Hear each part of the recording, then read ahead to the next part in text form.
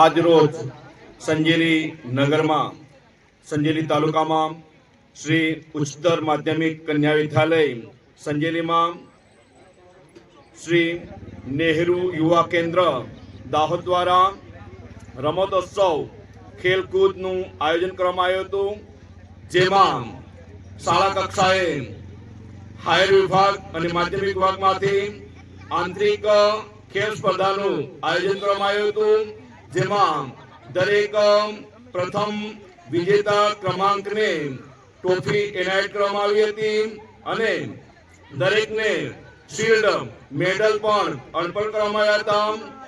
આ શાળામાંથી એ મેડલો શાળાના આચાર્યશ્રી, ખેલકૂદ વિભાગ જે નહેરુ યુવા કેન્દ્રમાંથી પધારેલ જયપાલભાઈ, મનીષાબેન વગેરે દ્વારા આ ટ્રોફી સૌ શાળા વતી અને નહેરુ યુવા કેન્દ્ર વતી એનાયત કરવામાં આવી હતી. તેમનો ખૂબ ખૂબ આભાર. જય હિન્દ, જય ભારત.